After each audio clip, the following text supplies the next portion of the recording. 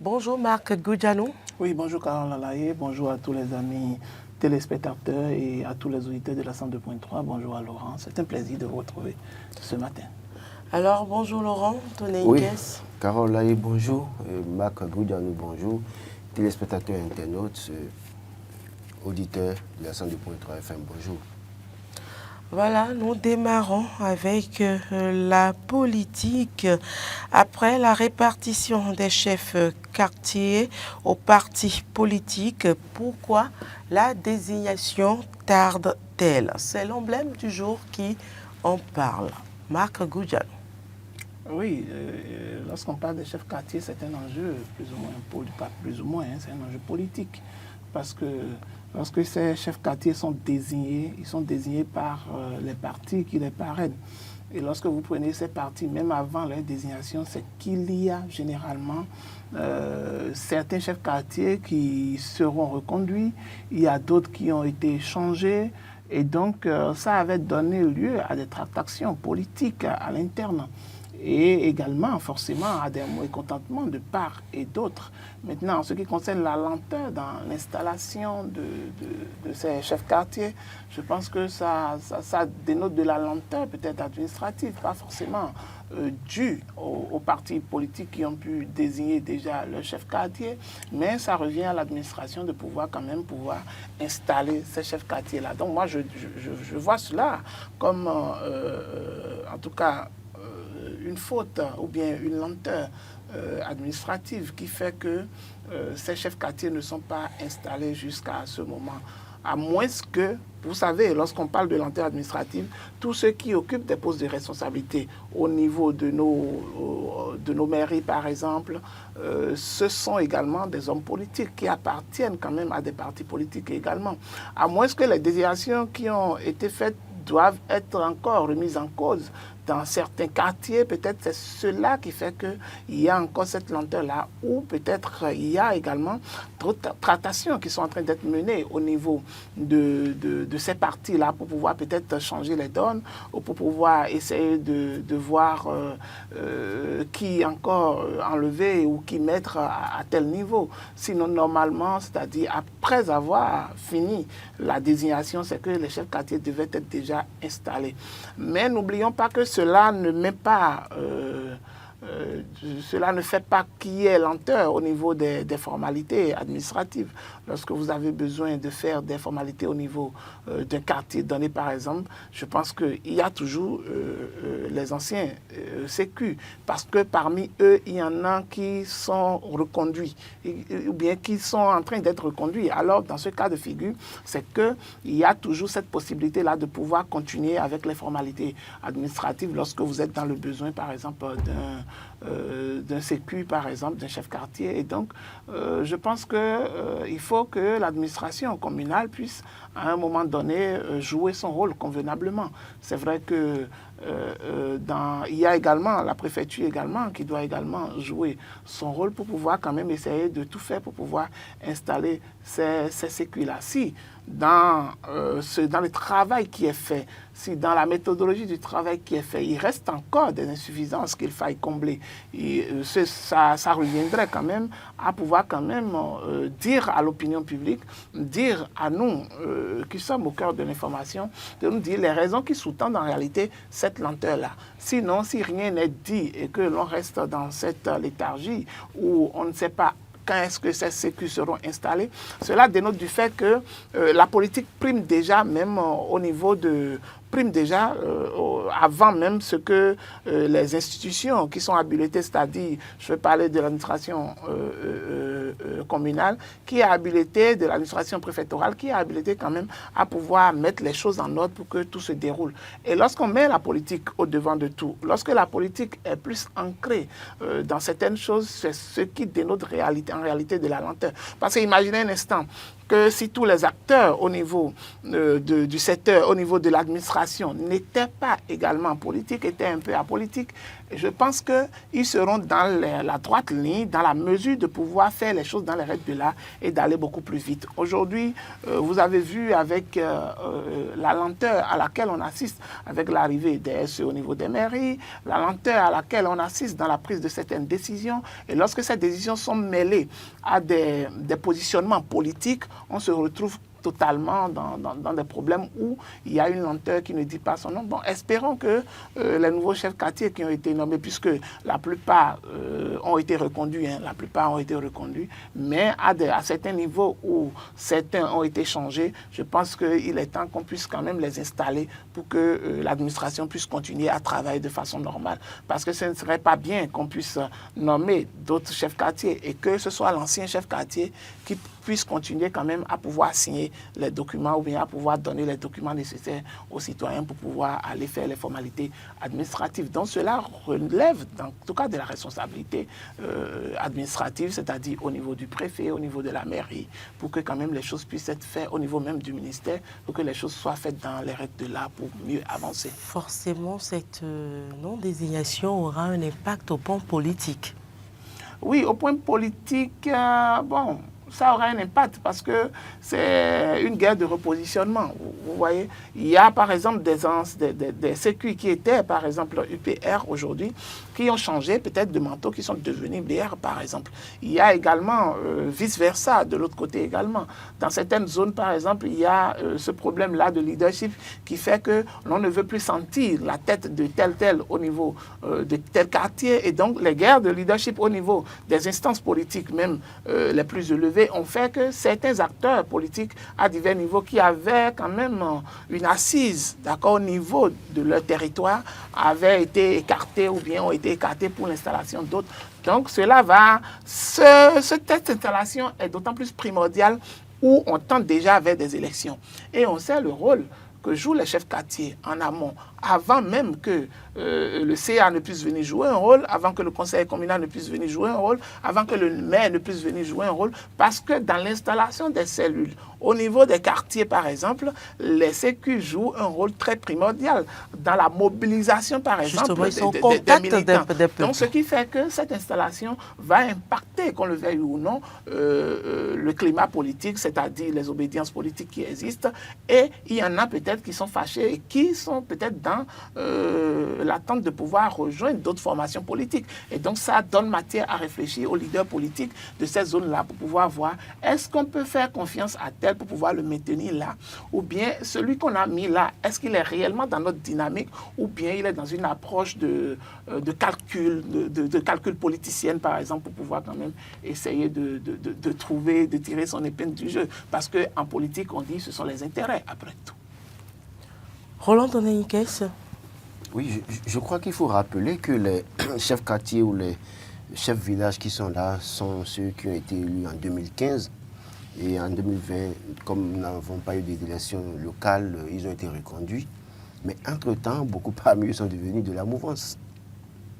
Il y en a qui sont UP le renouveau, il y en a qui sont BR, à l'exception de certains, parce que le parti FCBU a pu avoir des élus dans la partie septentrionale du Bénin.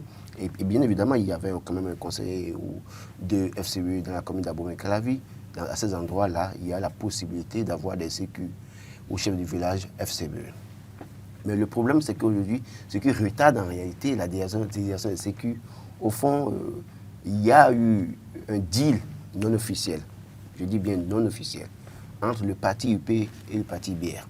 Puisqu'ils sont tous de la mouvance présidentielle, si le parti UP en arrivait à dégager le chef quartier qui, entre-temps, était là et qui est devenu BR, en réalité, c'est une guerre interne pour la mouvance. Ça n'arrange pas pour autant la mouvance. Parce que le simple fait d'aller enlever un chef quartier BR dans une localité peut le pousser à aller vers l'opposition. Et donc, par conséquent, pour resserrer les rangs, il faut maintenant s'entendre. Ils se sont entendus non officiels, je précise, pour que les chefs quartiers qui sont BR entre-temps, on les laisse. Ceux qui sont UP, on les laisse, qu'on ne les change pas. Mais vous allez constater que le parti FCBU, quand ils ont tenté de changer, de nommer des sécu dans la partie dans une région du Bénin, ça a été bloqué. Pourquoi? Parce que dans ces localités, à un moment donné, il y en a qui sont dans ces localités. C'est vrai que les élections communales qui ont permis au parti FCBE d'avoir les élus, ça date de 2020. Et vous allez constater que au cours de cette élection, le parti FCBE a eu des élus dans ces localités, mais entre-temps, certains chefs quartiers ne sont plus FCBE, sont devenus UP Le Renouveau ou BR.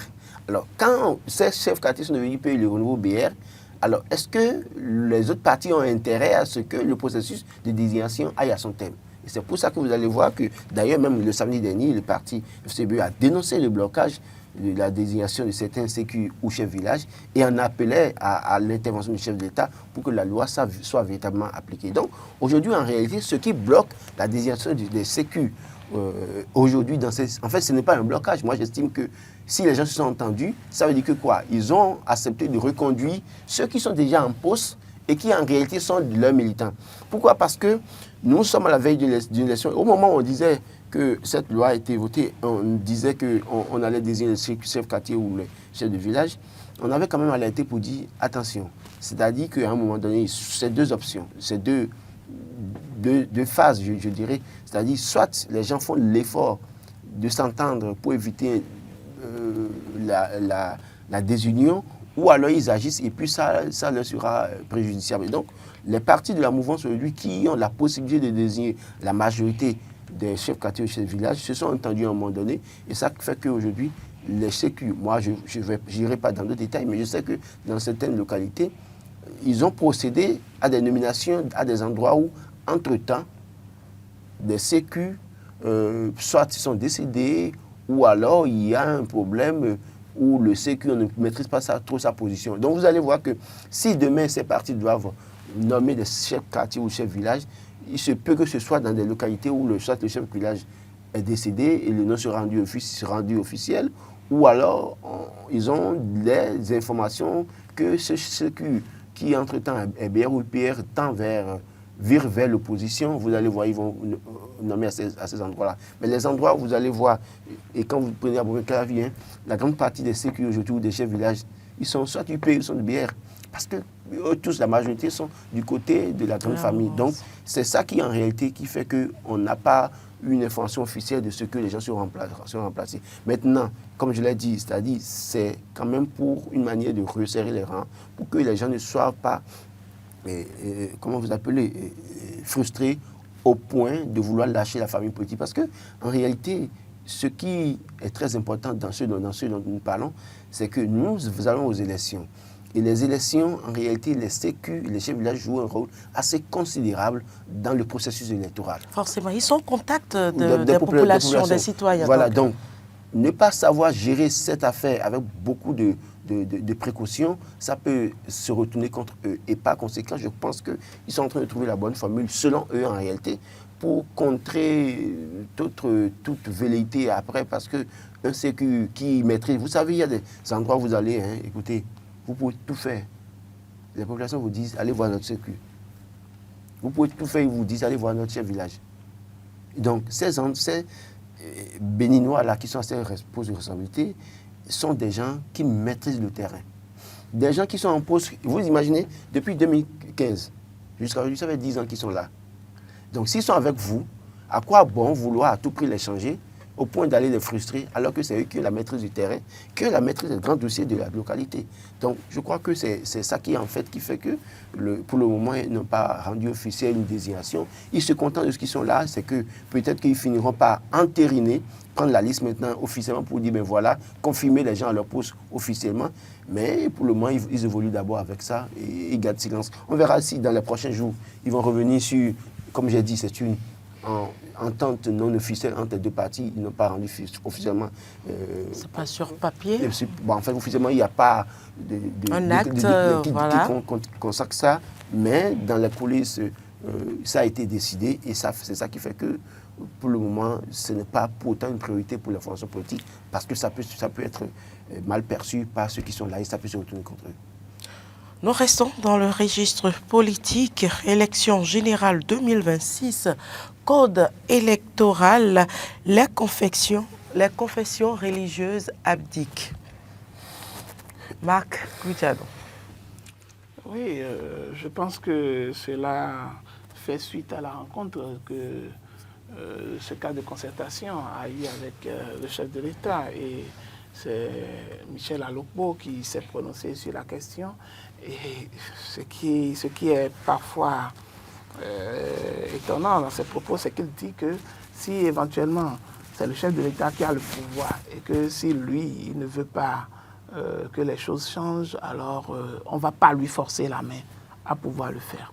Quand il parle comme ça, alors quel est le rôle que joue alors le cadre de concertation des confessions religieuses? Quel est le rôle que joue en réalité la société civile qu'il représente? Alors, si tant est qu'il savait que le chef de l'État a le pouvoir en main et que le chef de l'État est le seul à pouvoir décider, d'accord, s'il y aura révision, relecture du code électoral ou pas, alors pourquoi ils ont décidé alors de pouvoir soutenir cela, de pouvoir aller demander au chef de l'État de pouvoir reconsidérer sa position? C'est que vous savez, ce n'est pas aujourd'hui que le chef de l'État est au pouvoir et ce n'est pas aujourd'hui que le chef de l'État s'est prononcé sur sa position vis-à-vis de la relecture du code électoral. Ça veut dire que vous en êtes réellement conscient, vous en avez réellement conscience. Et c'est en dépit de cela que vous avez décidé. Je pense que Matin Libre a bien soulevé la question, parce que c'est en dépit de cela que vous êtes allé, vous vous êtes constitué pour pouvoir aller demander, pour pouvoir essayer de pouvoir trouver une issue favorable à cette relecture du code électoral. Mais au lendemain de votre rencontre ou après votre rencontre avec le chef de l'État, vous abdiquez.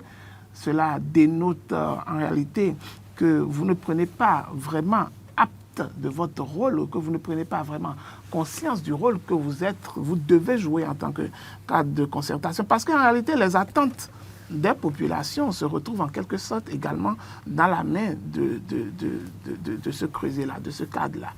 Et Dieu merci qu'il n'y a pas seulement que ce cadre de concertation, il y a également, je dirais, d'autres également cadres de la société civile qui continuent également cette lutte-là, bien que aujourd'hui l'on sait à quelles difficultés tout le monde est confronté, que ce soit le cadre de concertation de l'opposition, que ce soit la société civile, que ce soit également, je pense qu'il y a au niveau de l'Église catholique également, un creuset qui fait corps également là également, qui veut également qu'il y ait relecture du code électoral. Je pense qu'on est tous unanimes sur le fait, et Michel Alokpo l'a souligné, sur le fait que si l'on ne fait pas la relecture du code électoral, cela peut donner lieu à des tensions lors des élections.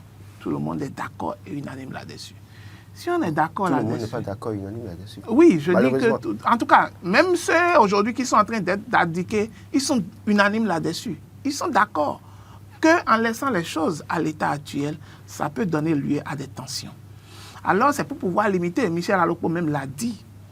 Et donc, si tout le monde en est conscient, et que vous décidez de vous rétracter comme ça veut dire que, de toutes les façons, on laisse le peuple, d'accord, décider de son sort. Et que tous les mécanismes qu'on peut mettre en place afin de pouvoir faciliter la tâche, afin de pouvoir faire comprendre au plus fort qu'en dehors de son pouvoir, qu'il peut également faire flexion sur certaines questions qui touchent à la paix, d'accord, parce que quand on parle d'élection, on parle également de paix. Et donc, si vous ne voulez plus jouer ce rôle et que vous abdiquez déjà, d'accord, à quelques mois encore des élections, cela prouve qu'en réalité, vous n'avez pas votre place. Vous n'avez pas votre place au niveau de l'échiquier national parce que les populations mettent en vous des attentes, mettent en vous des aspirations. Et c'est en cela que vous êtes, parce que vous êtes des porte-parole, vous êtes des vecteurs de paix au niveau, que ce soit au niveau des populations, parce que lorsqu'on parle des confessions religieuses, n'oublions pas, ce sont des responsables d'église, des responsables de lieux de culte, et qui sont des enseignants en la matière. Et la plupart des églises prônent la paix. Et donc, ils sont en réalité des références, d'accord?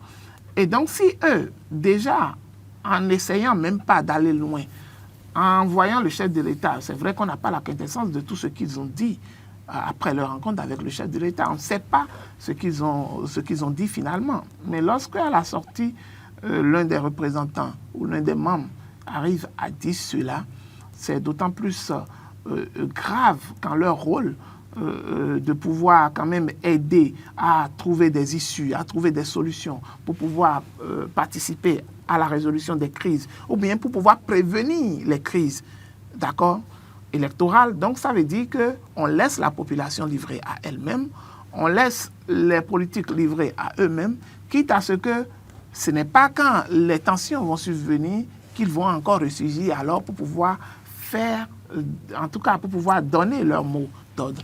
Et donc, ça pose réellement un problème de morale chez moi. Ça pose réellement un problème de morale. Ou lorsque vous avez... Personne ne vous avait obligé à vous réunir en cas de concertation des confessions religieuses. Et quand vous vous êtes réunis, c'est pour défendre des idéaux. D'accord? Et vous savez, et vous en êtes conscient, et vous savez que la non-relecture du code électoral pourrait donner des tensions lors des élections générales de 2026.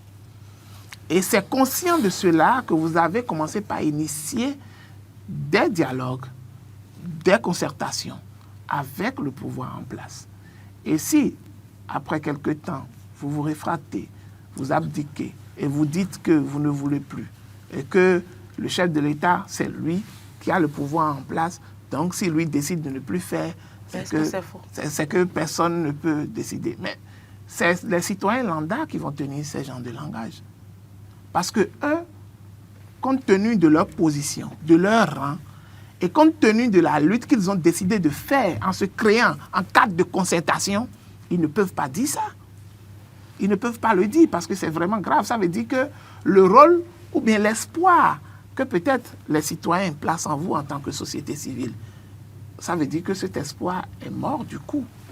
Roland Toneikes, on en parlait hier. Aujourd'hui, voilà encore les confessions religieuses qui abdiquent.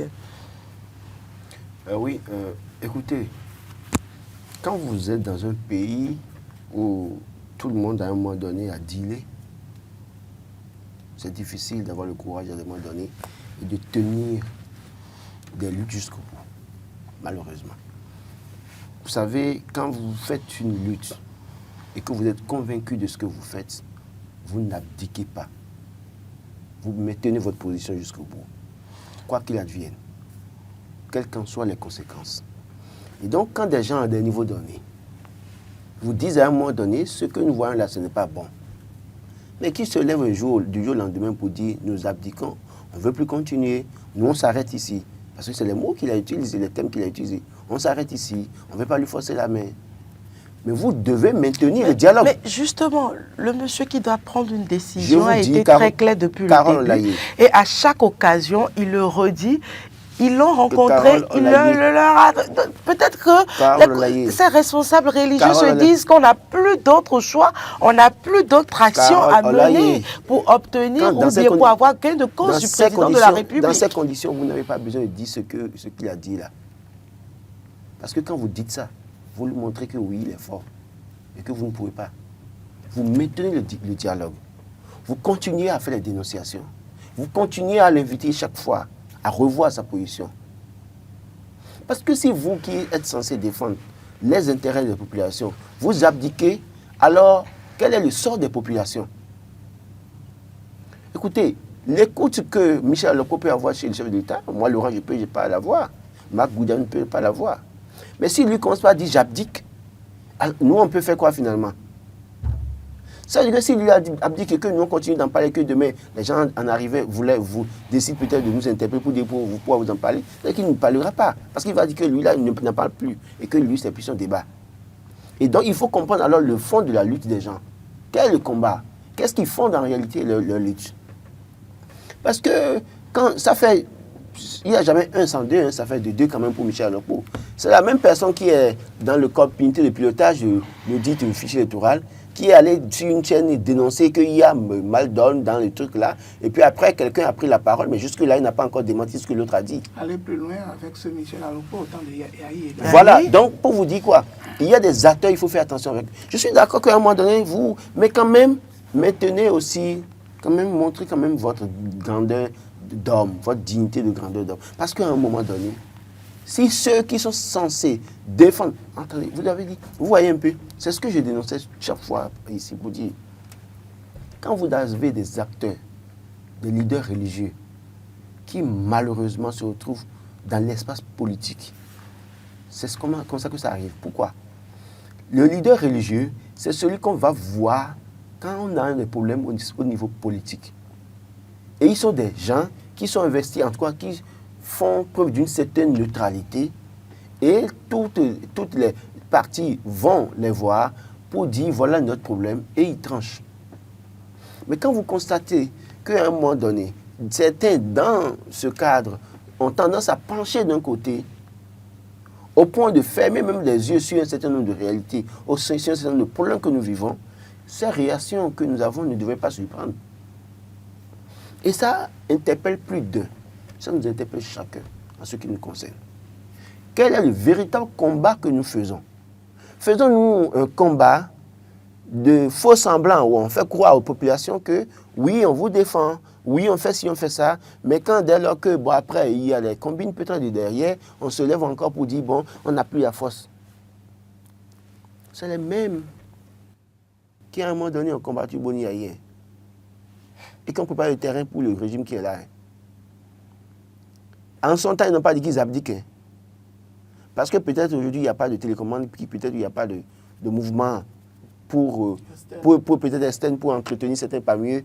Ils voient que, bon, écoutez, pourquoi on fait ce combat? Voilà. Parce qu'il n'y a pas de motivation comme par le passé.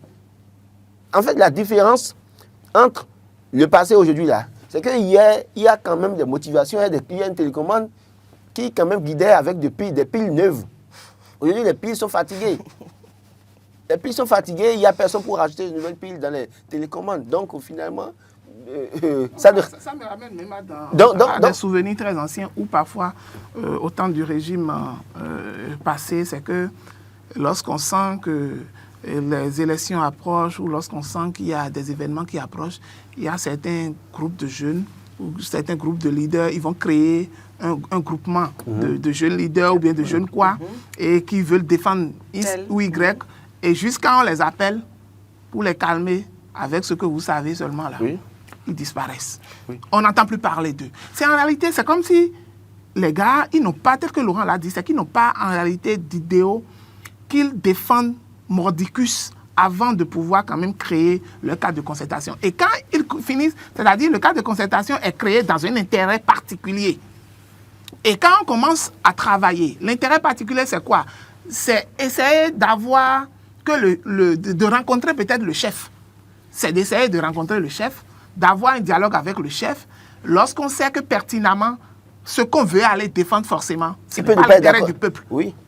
D'accord? Et lorsque le dialogue naît alors, et qu'avec le chef, bon, peut-être avec le chef, on arrive à se comprendre, où on dit, bon, laissez certaines choses, je vous ai déjà donné ma position par rapport à ça. Maintenant, vous avez besoin de quoi? C'est quoi votre problème? Vous avez besoin de quoi?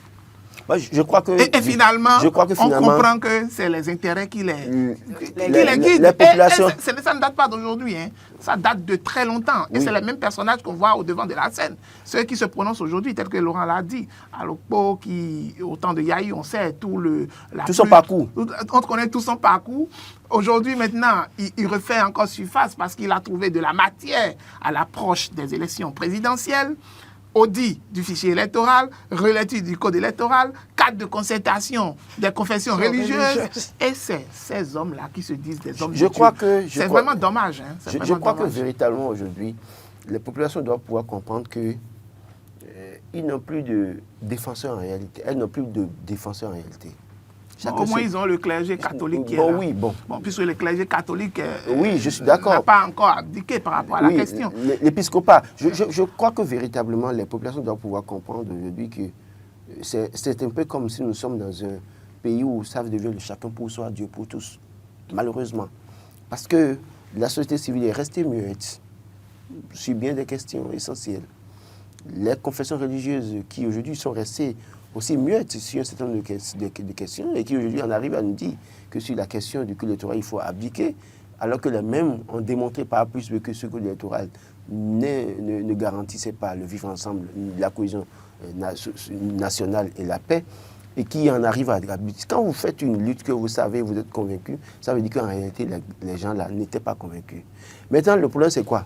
Comment est-ce que c'est après avoir rencontré le chef de l'État qu'ils abdiquent? Ils l'ont écouté et sûrement qu'ils a rappelé. Je vais citer une dernière parole qu'il avait dit, qui m'intéresse. Il dit, je pense que tout ce qu'il faut pour nous, en tant que confession religieuse, c'est de prier pour que le peuple béninois ait la conscience et de faire un meilleur choix par rapport aux élections qui s'annoncent, que l'argent ne prime pas sur les valeurs éthiques. Quelles valeurs éthiques, eux, ils prônent en tant que cadre de concertation? Non.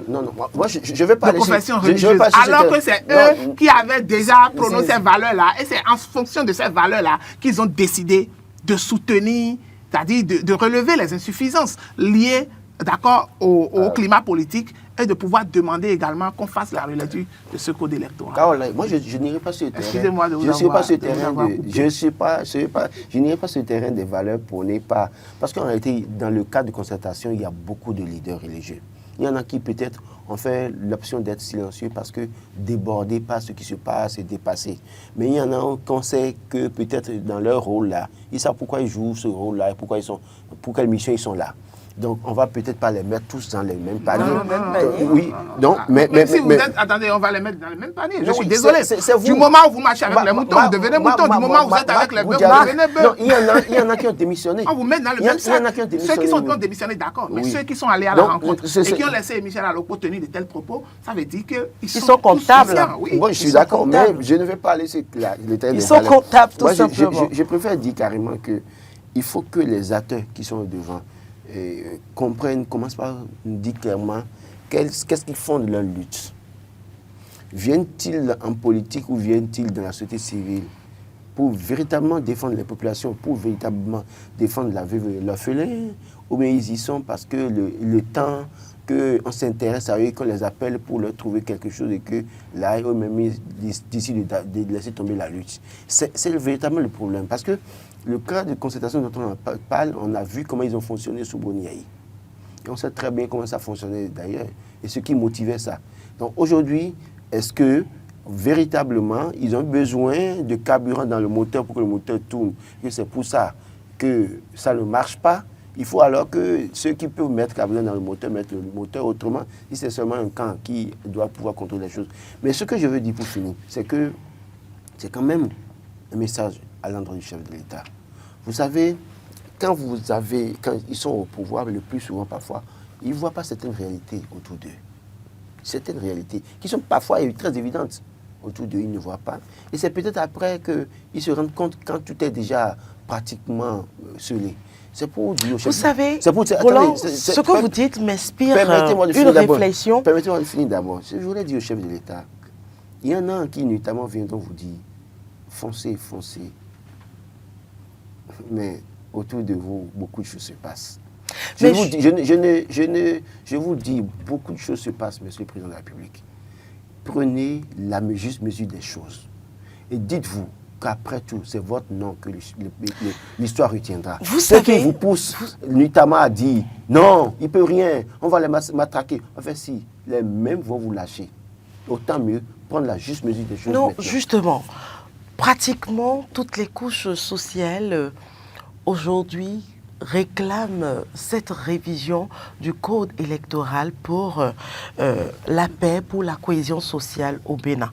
Mais je me dis, quand le chef de l'État a des collaborateurs si proches et qui ont des familles, qui écoutent les gens qui ne sont pas proches du chef de l'État, pourquoi ne pas conseiller comme il faut le chef de l'État? Le problème, Carole, parce que personne n'est parfait. Non, et je me dis, ces ministres, quel rôle jouent-ils?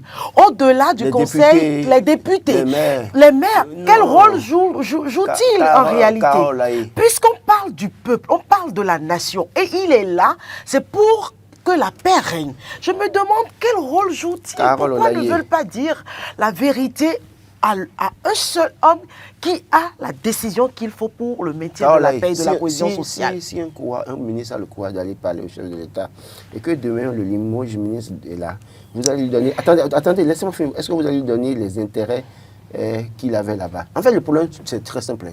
J'ai dit à plusieurs reprises qu'il faut que les gens aient de conviction pour avoir le courage de dire certaines choses. Mais dès lors que les gens ils vont en politique pour survivre et se servir, ça ne changera pas. Si nous avons des hommes de type nouveau qui vont en politique pour servir et non se servir, et qui ont des convictions, ce que vous dites là est possible. Mais les gens, ils vont là-bas parce qu'ils veulent survivre et se servir. Et vous voulez qu'ils aillent dire quoi? À qui et comment? Et à quelle heure? Non, on ne demande pas de prendre la tête au chef de l'État, mais de trouver les mots justes pour pouvoir le faire comprendre la réalité. Le chef a peut-être parfois envie de changer les choses, mais ceux-là qui sont autour de lui, qui sont venus survivre, qui sont venus se servir, n'ont pas le courage de lui dire oui, chef, c'est ça, c'est bon. Parce qu'ils se disent non, si je lui dis ça, peut-être il peut prendre mal et ça peut me coûter telle chose. C'est la réalité que nous vivons. Moi, je pense véritablement que c'est pour ça que c'est notre rôle aussi à nous. Parfois, si nous avons l'occasion, de dire au chef de l'État ce que nous pensons de la situation et de lui dire en réalité, d'ouvrir les yeux. Mais écoutez, j'ai vu une vidéo d'un acteur politique que je ne citerai pas, qui traitait Boni Yayi de tous les noms, mais avant 2016, avait fait une sortie sur le même sujet, a encensé Boni Yayi. Mais aujourd'hui, il vilipende Boni Yayi. C'est pour dire quoi? Et cet acteur se réclame être très proche de Patrice Talon, soutient du fait de Patrice Talon, pour vous dire que quoi? Le chef doit... C'est vrai qu'il connaît certaines réalités, mais peut-être parfois ça lui échappe, il se dit non, ce qu'il a fait avec l'autre, ce n'est pas évident qu'il fasse avec moi parce que en 9 ans, 10 ans, j'ai réussi à maîtriser la classe politique. Ce n'est pas vrai. Il y a toujours... Rien n'est éternel, hein. Ah non, il n'y a rien sous ce soleil qui soit éternel. Tout a une date d'expiration. Moi je comprends que le chef de l'État a émis des réformes et il a envie de voir ces réformes se concrétiser. Mais à quel prix? C'est la question que moi je me pose. Réalité, à quel prix? S'il a beaucoup travaillé, on lui reconnaît. Et qu'une seule réforme risque de gâcher tout ce qu'il a fait pour le peuple béninois, j'estime qu'il doit revoir sa position. C'est vous qui voyez que c'est une réforme qui gâche tout. C'est vous qui voyez que... D'accord. Si, alors pour les élections électorales, le pire arrive au Bénin. Le pire n'arrivera pas. Le pire n'arrivera pas. Nous ne le souhaitons pas. Mais c'est pour éviter, c'est pour prévenir tout ceci. Mais dans ce cas... Soyons optimistes. Non, c'est optimiste. Soyons vraiment optimistes. C'est d'accord logique. C'est-à-dire que vous vous mettez dans la peau d'un citoyen lambda. Justement, il a beaucoup fait pour le peuple béninois. On ne peut pas dire non.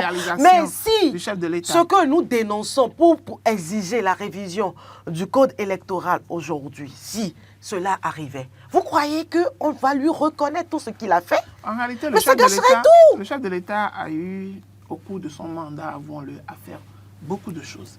La plupart du temps, et les questions sur lesquelles la plupart des Béninois se fâchent par rapport au chef de l'État, ça concerne en majorité des questions d'ordre politique, où le chef de l'État n'arrive pas à trouver la juste mesure, où il essaie de mettre en avant sa position de chef de l'État et de détenteur du pouvoir.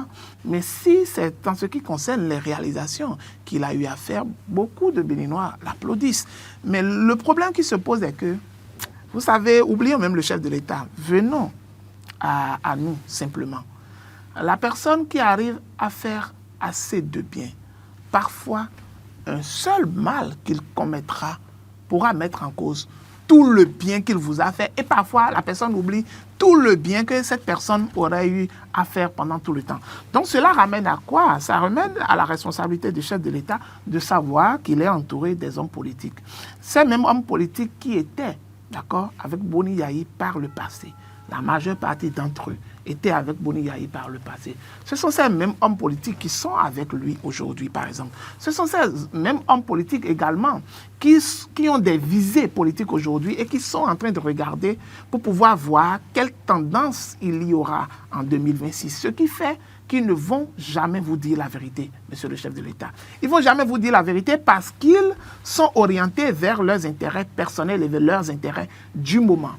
Au moment où le peuple va commencer par vous renier, va commencer par vous désavouer, en ce moment, vous les reconnaîtrez également dans leur ancien costume qu'ils avaient toujours porté.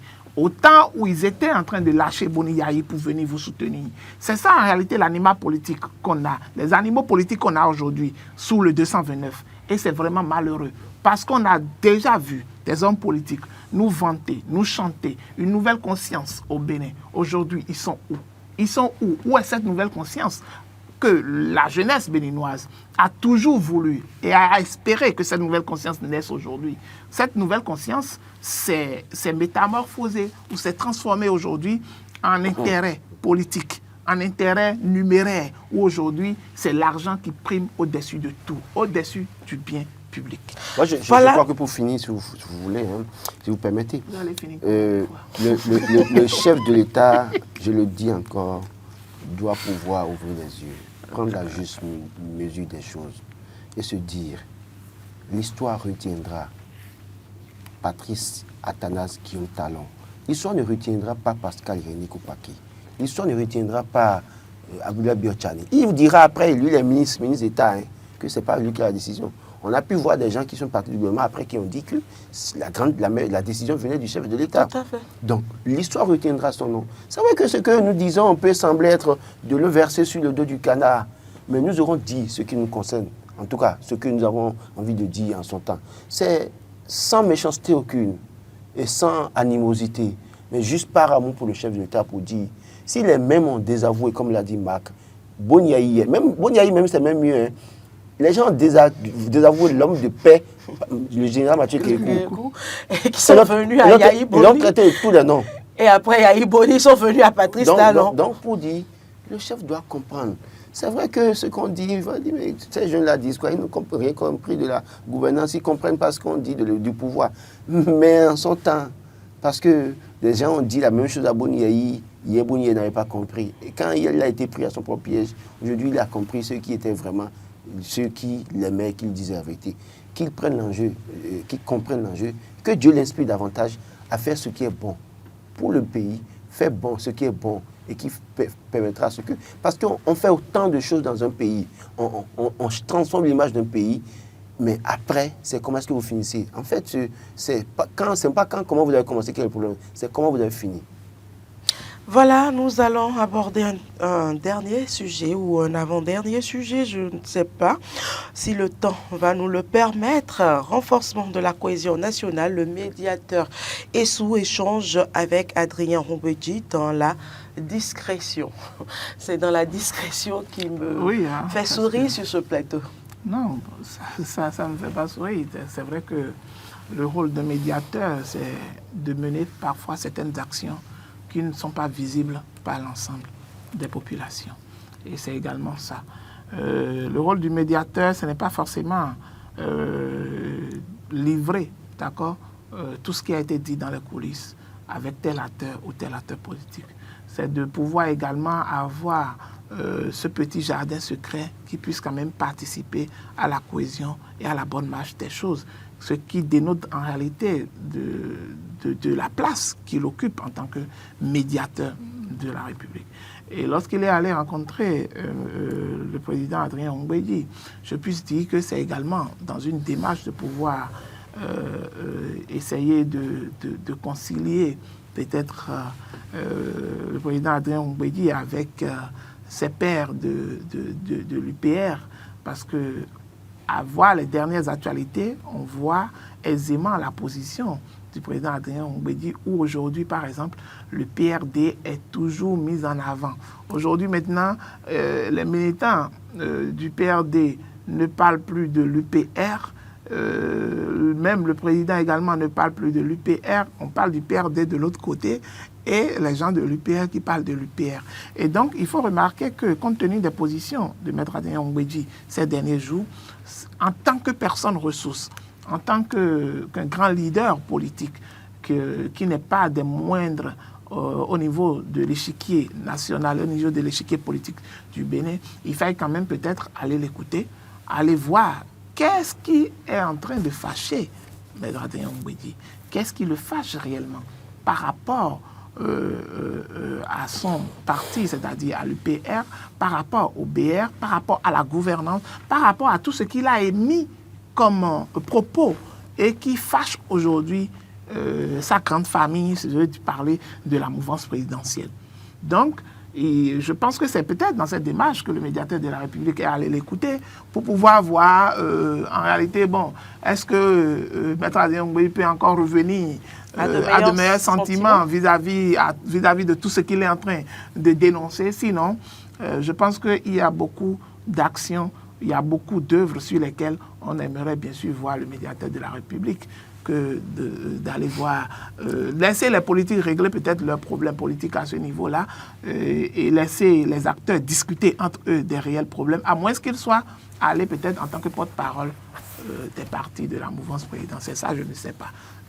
Oui, j'ai lu il y a quelques jours, sauf confirmation officielle, en tout cas, que le PRD organisait ses vacances, ses universités de vacances, comme à l'habitude, à ses habitudes, aux habitudes du parti. Et donc, oui, j'ai entendu des acteurs de l'UP dire l'UP le baobab plutôt que de dire l'UP le renouveau. Donc, peut-être que la séparation est effective, peut-être, je suppose. Hein.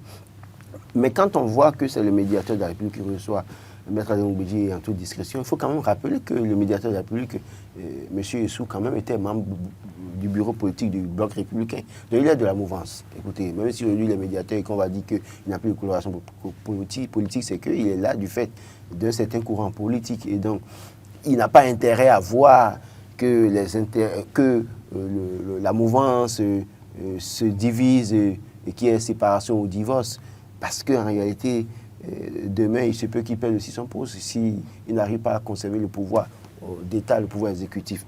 Donc, c'est de l'ordre des choses qu'il cherche à convaincre Maître Adeline Bouedjie, qui aujourd'hui a une position assez tranchée. Il faut trouver la formule juste pour quand même le convaincre de ce qu'il faut qu'il revienne dans la grande famille, parce que ça n'arrange pas le pouvoir en place. Mais mon problème, je crois que ma cachette là, est-ce que c'est le médiateur qui a invité Adeline Bouedjie ou c'est Adeline Bouedjie qui allait le voir? Et si c'est le médiateur qui l'a invité, je veux bien savoir pourquoi il n'a pas invité deux acteurs avec lesquels il y a des problèmes internes au Bénin. Vous voyez un peu. Donc moi, je crois que véritablement, c'est une question d'intérêt après tout, hein, il faut comprendre ça. Même si c'est Adeline Bouedjie qui allait le voir, quand même, c'est une question d'intérêt parce qu'il faut quand même trouver la formule. Peut-être que Maître Adeline Bouedjie aussi cherche l'écoute pour dire ce qu'il pense et maintenant que... faire passer correctement le message à une personne ressource, personne appropriée. Voilà, donc voilà ça. Moi, je crois qu'au-delà de tout, c'est vrai que le médiateur, c'est son rôle de trancher les problèmes liés, en tout cas les situations liées aux crises, que ce soit politiques ou aux crises sociales. Vivement que, au terme de cette discrétion dont on nous parle, que la fumée blanche sorte peut-être qu'on ait la fumée blanche et que peut-être Maître Adeline Bouedjie revienne dans la maison grande famille qu'est l'UP et qu'on continue à dire l'UP le renouveau et non l'UP le barbare. Voilà, dernier sujet, on va parler de nous, de notre corporation. Commémoration de la Journée mondiale de la liberté de la presse. Édouard Locot rapproche la presse de la HAC des acteurs des médias. La HAC des acteurs des médias, voilà. Oui, je pense qu'aujourd'hui, reconnaissons que nous sommes dans une nouvelle dynamique. Il faut dire que la nouvelle HAC est dans une nouvelle dynamique où on la voit beaucoup plus active aujourd'hui, on la voit beaucoup plus sur le terrain. Je ne vous apprends rien lorsque la journée d'hier, une délégation de la HAC était dans l'enceinte d'Eden TV et Diaspora FM. Et donc, cela dénote de la proactivité de cette nouvelle HAC qui veut être au contact des professionnels des médias, aller au contact d'eux pour pouvoir connaître leurs aspirations, connaître leurs besoins, voir qu'est-ce qu'il faut quand même prioriser, quels sont les vides qu'il faut combler, quels sont les besoins réels des professionnels des médias. J'étais quand même heureux de pouvoir l'entendre dire que Eden TV Diaspora FM fait partie des premiers médias à être enregistrés officiellement, la première télévision à avoir. Il reste seulement que la signature. Médias à jour. Oui, à jour, hein. Il reste seulement en règle. Il faut utiliser les bons termes. Il faut utiliser les bons termes. Vous avez ça. Oui, c'est notre chaîne et puis nous faisons tout ce qu'il faut dans les règles de l'art. Il faut en parler. C'est pour ça que j'en parle d'ailleurs. Allez-y. D'accord, jusqu'à voir le chef de cette institution, le président de la HAC, le dire, et avec fierté, et même raconter une partie de son parcours qui est pris également par ici. Donc, cela dénote en réalité que aujourd'hui, constatons que la plupart des acteurs qui sont au niveau de la HAC aujourd'hui la plupart sont... En tout cas, cette RAC aujourd'hui, c'est beaucoup plus les professionnels des médias qui y travaillent. Vous avez vu au niveau des antennes, d'accord, les antennes régionales, par exemple, vous avez vu les nominations qui ont été faites, ce sont des professionnels des médias. Et c'est à cela c'est en cela que la RAC doit refléter en réalité une institution, d'accord, dévouée ou bien réservée aux professionnels des médias, où la plupart des acteurs qui doivent y travailler, qui doivent prendre un certain nombre de décisions, doivent être des acteurs qui connaissent en réalité la plupart des aspirations des professionnels des médias, des besoins des professionnels des médias. Et je pense que le président Edouard Loko est dans cette dynamique, et j'espère éventuellement que les politiques ne vont pas vouloir éteindre cette dynamique et vont le laisser quand même pouvoir continuer à faire ce travail-là, à faire la part des choses entre la politique et à faire la part des choses entre professionnels des médias que nous sommes, et de nous laisser quand même donner l'information qu'il faut, en respectant bien sûr le code de déontologie lié à notre profession, pour que quand même les choses aillent de l'avant. Roland Tonnet-Ikes. Nous, je crois que la nouvelle dynamique de la RAC, de l'équipe dirigeante de la RAC qui est aujourd'hui, quand même, ça donne espoir. Ça donne espoir que oui, les choses pourront changer et que les choses se feront autrement que par le passé. Je crois que, je l'ai répété ici, en fait, aujourd'hui, avec l'aide de l'État, la presse privée qui est annoncée, les médias privés attendent ça depuis FM. Et puis après ça, il faut quand même que la RAC ait un regard sur les conditions des journalistes. C'est vrai qu'hier, il disait au cours de la rencontre avec les professionnels de DNTV que oui, ce n'est pas pour autant le rôle de la RAC, mais la RAC pourrait quand même orienter les médias en la matière pour que les journalistes soient bien traités. Je crois qu'aujourd'hui, avec ce qu'on a connu par le passé et les difficultés auxquelles les entreprises de presse ont été confrontées, et avec cette promesse faite par le président de la RAC, je crois qu'on peut espérer mieux pour les médias au Bénin. Mais au-delà de tout, c'est vrai qu'il est arrivé en nous annonçant que l'église sera au cœur du village. Et après, il a annoncé que c'est le Tolegba désormais, parce que ça fait plus peur que l'église. Oui, et on a pu voir quand le Tolegba a commencé par s'installer au cœur du village, on a vu les premiers dégâts que ça a causé, avec certains médias qui ont été fermés. Oui, c'est vrai que la RAC aura toujours des raisons, des motifs pour expliquer ou justifier cet état de choses. Mais je pense que véritablement pour les prochaines fois, c'est vrai que l'État, la RAC continue de faire souvent des mises en demeure, interpelle quand même, rappelle à l'ordre avant de pouvoir prendre la décision ultime. Mais je pense que est-ce que la décision ultime doit toujours constituer à fermer les médias? On peut décider peut-être pour dire désormais si vous continuez à faire ça, dès lors qu'il y a l'aide de l'État à la presse privée, vous ne serez pas éligible. C'est une mesure pour peut-être contraindre les médias à bien faire le travail. Donc je ne pense pas que la meilleure solution soit toujours de fermer, mais il faut trouver la formule pour sanctionner, pour punir autrement, pour contraindre les gens à respecter le code de déontologie de l'éthique dans les médias. Ça, c'est très important. Et puis après, je crois que véritablement aussi, il y a la sécurisation des journalistes aujourd'hui au Bénin. C'est vrai qu'il y a un travail qui se fait pour toiletter la liste des professionnels de médias qui doivent avoir la carte de presse. Il faut accélérer ce travail-là, parce que tous les jours que nous circulons, quand même, malheureusement, l'un des premiers rôles de la carte de presse au Bénin, c'est que devant le juge, on vous demande si vous êtes journaliste. Est-ce qu'il n'y a pas de... Vous pouvez être sur le plateau, Carole est venue animer tous les matins, sur les 365, je suis 365. Mais le problème, devant le juge, il peut tous les matins allumer la télé et dire mais c'est soit la carte de presse ou le diplôme. Non, il peut allumer ça à la télé tous les matins en tant que juge et dire mais cette dame elle est jolie, elle présente bien. Tous les matins, il peut suivre. Mais devant lui, ce qui montre que vous êtes journaliste, c'est la carte de presse. Donc tu as fait également une école. Non, attention. Non, si vous dites ça. Attention, si c'est ça, tous ceux qui ont fait école. Pas que ceux qui sont dans les écoles pensent qu'ils sont déjà journalistes. Non, justement, quand vous avez appris le métier, vous exercez le métier. Oui, c'est ça.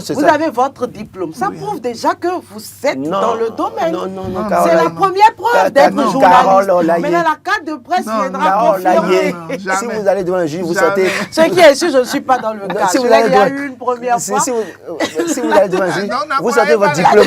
Encouragez-les plutôt à aller... Bon, ne croyez pas que je suis dans le cas. Encouragez-les à aller prendre leur carte de presse ou à aller faire les formalités. Si ce que vous dites est pour autant valable, c'est que malheureusement, celui qui a fait la médecine, par exemple, qui a laissé quand même qui fait la communication aujourd'hui là. Si on cite les médecins, vous voulez qu'il ait montré son diplôme, qu'il vous dit qu'il est médecin. Donc, vous pouvez bien avoir le diplôme et ne pas exercer. Donc, ce qu'ils veulent, là, ils ont dit qu'il faut avoir la carte de presse. Et d'ailleurs, même au cours de certaines rencontres, là, même la réduction du compte de Basil Chibozo, ça a été clair, hein, du conseil Basil Chibozo, c'est clair. Désormais, là, les médias doivent s'arranger, se battre, travailler à ce que les professionnels des médias qui travaillent aient la carte de presse. Travaillons pour cela, pour notre protection. Oui. Il faut qu'on vous identifie à un organe. Et à défaut, même si vous êtes un freelance, même freelance, là, les productions que vous devez faire, là, c'est par rapport à un organe de presse. Donc, si vous n'êtes pas affilié à un organe de presse, vous ne pouvez pas prétendre être journaliste. C'est impossible. En tout cas, Carole, je sais que vous avez la carte. Donc, bon. Je suis journaliste. Et il faut remercier. C'est pas faire le diplôme. Non, pas du tout. Dans tous les sens. Le diplôme, c'est bon. Mais après le diplôme, il faut travailler, il faut exercer. Dans tous les sens du terme. Voilà. Merci Marc Goudjanou, merci Roland Tonei Kess.